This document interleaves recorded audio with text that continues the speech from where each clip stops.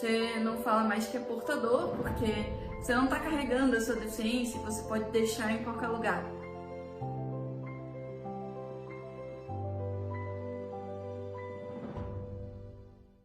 A principal lei é a Lei de Acessibilidade, que é a 10.098, né? Ela exige que as pessoas tenham aquela acessibilidade, seja as pessoas com deficiência, né?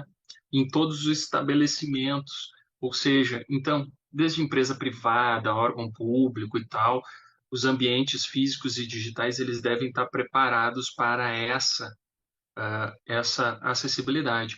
E isso, né, já começa a ser garantido lá na Constituição Federal, né, em 98, quando foi criado, que todos, é uma garantia, né, de todos os direitos sociais individuais, ou seja, das pessoas, né, dos brasileiros, uh, elas têm direito ao quê?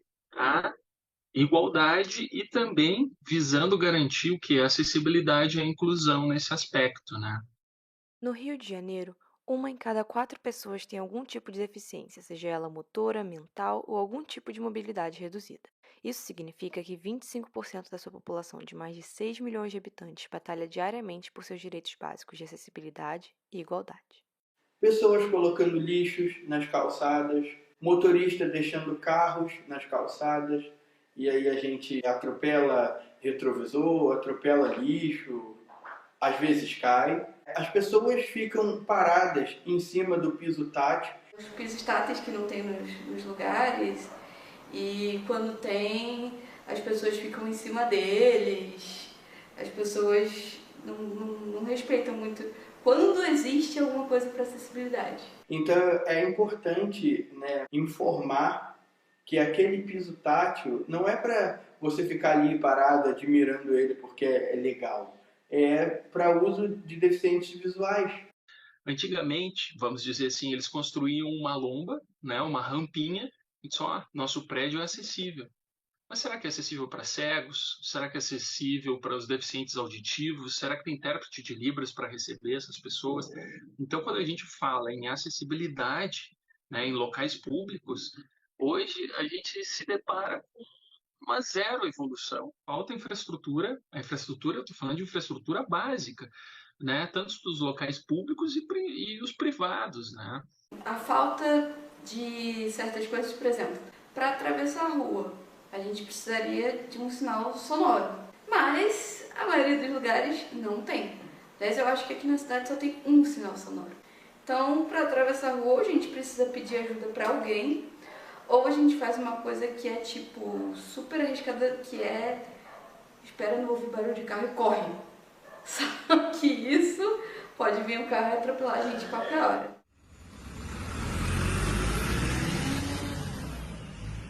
Segundo dados levantados pelo IBGE no ano de 2018, 88% dos municípios brasileiros que têm transporte por ônibus descumprem a lei de acessibilidade, apresentando irregularidades como ausência de selo de autorização de tráfego, defeito no sinal sonoro luminoso de parada e nos elevadores para pessoas com deficiências ou mobilidade reduzida.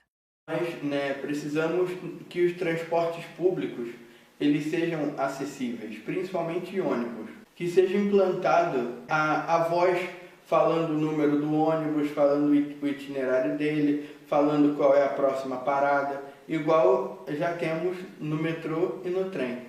Infelizmente, o poder público, né, o poder privado, ele enxerga a acessibilidade assim, vamos tapar o sol com a peneira, aquela velha coisa, né, vamos fazer uma coisinha aqui para dizer que a gente é acessível. Não, né, chega disso. Recentemente, eu passei uma situação com o Eduardo, ele faz atividade num lugar, e esse lugar fez um vídeo falando, divulgando, né, as atividades e tudo, e não divulgou que trabalhava com inclusão também, né? E aí eu fui, quando ele postou, mandei no privado, assim, só faltou falar de inclusão, né? E aí ele falou, nossa, a gente vai fazer, eu já falei aqui, a gente teve uma reunião e a gente falou que a gente vai fazer um vídeo exclusivo com o Dudu, não sei o quê. Eu falei, não, eu não quero vídeo exclusivo. Exclusivo não é inclusivo, ele tem que estar naquele vídeo que está todo mundo no pacote. A sociedade em si precisa entender e conhecer e se conscientizar, mas que nem a gente está falando, para conscientizar uma mudança de cultura, e isso leva um tempo. Só que a gente digamos, a gente já ultrapassou um tempo assim permeável para fazer essa mudança de cultura. Então, não só isso, é preciso ter políticas públicas aplicadas para isso. A conscientização das pessoas ainda é uma coisa que a gente tem que correr muito atrás. A gente está sempre precisando bater na mesma tecla sobre assuntos que a gente já deveria estar muito na frente já, né? Uma lei, ela não inclui, uma lei, ela abre a oportunidade das pessoas entenderem como é que se vence a barreira, né? O ideal seria as pessoas perguntarem pra gente, porque sim, o povo quer ajudar, mas não sabe como. Então tem gente que pega na cabeça da gente e começa a guiar a gente como se estivesse dirigindo, como se a cabeça da gente fosse um volante. Tem o povo que sai puxando pela bengala, que sai puxando, às vezes não sabe nem se você quer atravessar a rua ou não, sai te puxando. Então você chega e pergunta, você quer ajuda? Como que eu posso te ajudar? Que a gente explica. A gente tem que tentar pensar no todo, assim. A gente não pode pensar só no nosso. Você pensa assim, essa questão eu não sei te dizer porque não me atinge, porque eu não uso. Não, a gente tem que pensar assim, eu quero uma cidade totalmente adequada para todos, né? A cidade tem que ser para todos, eu acho. Eu acho que o que as pessoas precisam aprender é que qualquer coisa que elas quiserem saber sobre a gente, pergunta pra gente. Quer saber o que acessibilidade a gente precisa num lugar? Pergunta pra gente. Quer saber como abordar a gente pra ajudar? Pergunta pra gente. Então, o negócio é perguntar. A partir do momento em que a acessibilidade e a inclusão fazem parte do cenário carioca, aí sim o Rio de Janeiro faz jus à sua reputação de cidade maravilhosa.